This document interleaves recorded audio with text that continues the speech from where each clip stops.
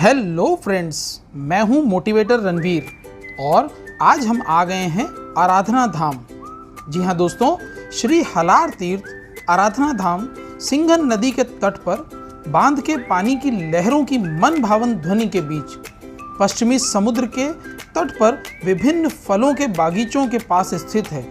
यह प्रभावशाली श्रद्धांजलि है जैन धर्म भारत के गुजरात के जामनगर द्वारका राजमार्ग देवभूमि द्वारका जिले की सीमा से लगी 40 एकड़ भूमि में फैला हुआ एक शांति प्रिय आराधना धाम। शांत एवं पर्यावरण अनुकूल परिसर जैन वास्तुकला और संरचना का एक उत्कृष्ट उदाहरण है। यह विश्व के कोने कोने से आए जैन श्रद्धालुओं के लिए एक तीर्थ स्थल है। मन की शांति पाने के लिए जैन मंदिर और भगवान जिनेश्वर दोनों ही बहुत उपयोगी हैं। वे आध्यात्मिक साधना के प्रमुख आधार हैं। यह जानकर वाघाजी भाई ने देशी और विदेशी लोगों के लिए आराधना धाम में एक बड़ा अद्भुत मंदिर बनाने का निर्णय लिया था। उन्होंने श्री महासेन विजय जी महाराज से आशीर्वाद मांगा, लेकिन कितनी बड़ी त्रासदी है।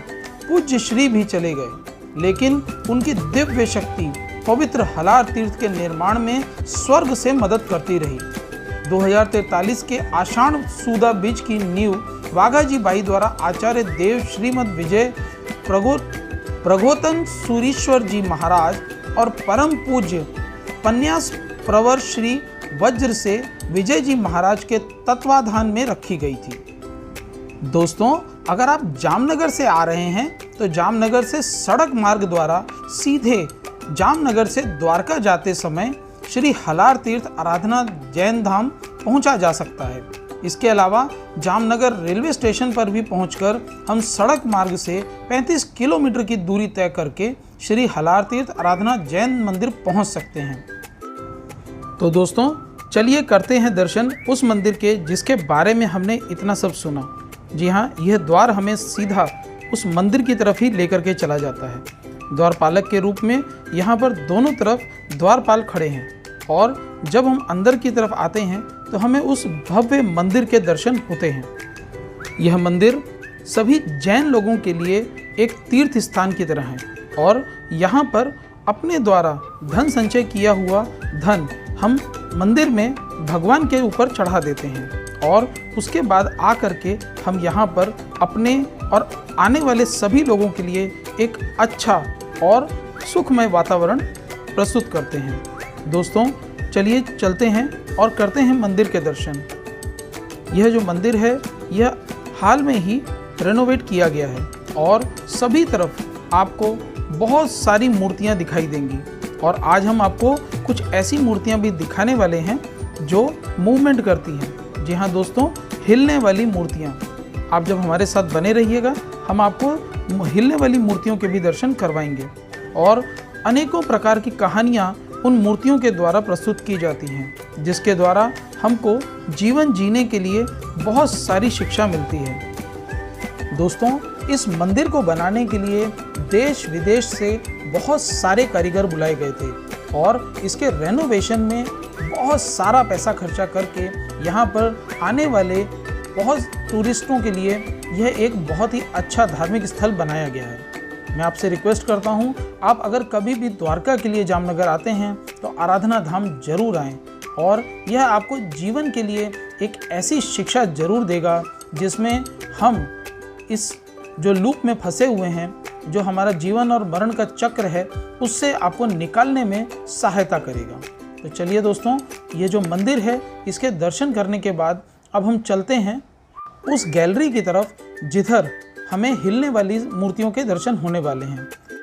तो दोस्तों, जब आप इस गैलरी को देख रहे हैं उसके साथ ही साथ मैं आपको भगवान महावीर और जैन धर्म के प्रमुख सिद्धांतों के बारे में कुछ बताना चाहता हूँ। भगवान महावीर का जन्म 30 मार्च 599 ईसा पूर्व को हुआ था और उन्होंने 527 ईसा पूर्व में 72 वर्ष की यानी 72 वर्ष की आयु में निर्वाण प्राप्त किया था।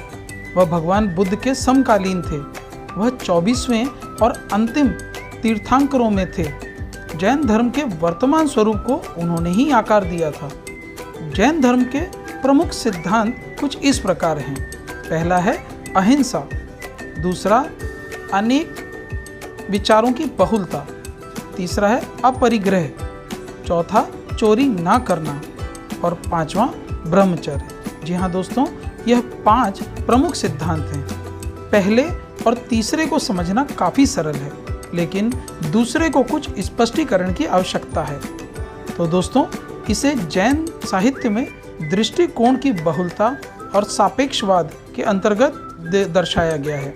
दृष्टिकोण में अंतर अक्सर ज्ञान में वृद्धि करता है और किसी भी विषय पर विभिन्न विचारों को सुनने के बाद ही किसी को अनुमान लगाना चाहिए कि अगर ऐसा नहीं हुआ तो निष्कर्ष पहुंच पक्षपातपूर्ण, यह गलत भी हो सकता है।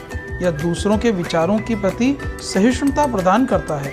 दूसरों को सुनने के बाद ही कोई बेहतर धारणा बनाई जा सकती है। उदाहरण के लिए 8 अंधों और एक हाथी की कहानी से हम भी परिचित हैं। वहाँ प्रत्येक अंधे व्यक्ति द्वारा हाथी के विषय में व्यक्त किए गए विचार सही थे, परंतु किसी एक दृष्टिकोण से आंशिक ज्ञान ही प्राप्त हो सका। उन सभी को सुनने के ही बाद हाथी के बारे में पूरी जानकारी प्राप्त हो सकती है।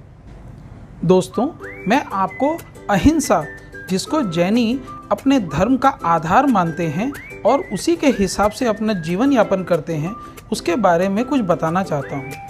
जैनियों का मानना है कि अपनी आत्मा को बचाने का एकमात्र तरीका हर दूसरी आत्मा की रक्षा करना है और इसलिए सबसे केंद्रीय जैन शिक्षा और जैन नैतिकता का दिल अहिंसा ही है। व्यवहारिक रूप से आज जैनियों के जीवन में अहिंसा की सबसे बड़ी भूमिका उनके आहार के नियमन में है। अहिंसा का अनुवाद अक्सर केवल अहिंसा के रूप में ही किया जाता है, लेकिन इसके निहितार्थ कहीं अधिक व्यापक हैं। यह हिंसा ना करने से अधिक, यह एक दृष्टिकोण से कहीं भी अधिक है। यह जीवन जीने का एक संपूर्ण तरीका है और आधुनिक जैनियों के लिए यह अवधारणा में न्याय, शांति, मुक्ति और स्वतंत्रता के लिए काम करने के सकारात्मक तत्व भी शामिल हैं, यदि ऐसा करने में हिंसा शामिल ना हो। महात्मा गांधी अहिंसा के एक प्रसिद्ध समर्थक थे, क्योंकि इसने उनकी निष्क्रिय प्रतिरोध सत्याग्रह की नीति को सूचित किया था, जिसे उन्होंने भारतीय युद्ध तक की अवधि के दौरान कब्जा करने वाली ब्रिटिश सेनाओं के प्रति अपनाया था। आज़ादी कुछ जैनियों ने इस हिंसा का सूक्ष्म रूप बताकर इसकी आलोचना भी की थी। आप सोच सकते हैं कि अहिंसा के सिद्धांत में उच्च स्तर का स्वार्थ है, क्योंकि जैन धर्म में अन्य प्राणियों को किया गया नुकसान स्वयं को नुकसान माना जाता है, क्योंकि यह बहुत अधिक कर्म को आकर्षित करता है और इस तरह आत्मा की मुक्ति की यात्रा में बाधा उत्पन्न होती है। लेकिन यह केवल दिखावा मार्ग है। वैराग्य का वह स्तर जिसे एक जैन विकसित करना चाहता है, वह स्वार्थ को समाप्त कर देता है। शाब्दिक रूप से अनुवादित अहिंसा का अर्थ है बिना किसी नुकसान के रहना, न केवल स्वयं और दूसरों के लिए, बल्कि सबसे बड़े स्तनधारियों से लेकर सबसे छोटे बैक्टीरिया तक जीवन के सभी रूपों के लिए पूरी तरह से हानि रहित होना। जैनियों का मानना है कि जीवन जो आत्मा के बराबर है, उसमें आस्था, जाति, नस्ल या यहाँ तक कि प्रजाति की परवाह भी किए बिना हमें रहने के लिए पवित्र रूप से अपने दिल को रखना चाहिए। इस अनुशासन का पालन करते हुए जैन भिक्षुओं को अपने मंदिरों में अत्यधिक सावधानी के साथ पैर रखते हुए और झाड़ू लगाते हुए देखा जा सकता है, ताकि गलती से भी रेंगने वाले कीड़ों को कुचलने से बचाया जा सके या उनके मुंह पर मलमल का कपड़ा पहनने से बचाया जा सके। आखिर गलती से मक्खी गलती से भी अंदर ना निगल लें। दोस्तों, अहिंसा की कुछ मूल बातें हैं। किसी भी जीवित प्राणी की हिंसा से बचना चाहिए, यही हिंसा है और यही अहिंसा का मुख्य मार्ग है। हिंसा में जो बातें शामिल हैं, उसमें सबसे पहली होती है शारीरिक हिंसा। दोस्तों, यह हमें सूक्ष्म रूप से नहीं, आंतरिक रूप से भी नहीं, बल्कि आँखों से भी दिख जाती है। उसके बाद आती है मानसिक हिंसा, जिसे जो कर रहा होता है उसको ही समझ में आता है और दूसरे को वह दिखती नहीं है। तीसरी है मौखिक हिंसा, जिसे हम सभी जानते हैं।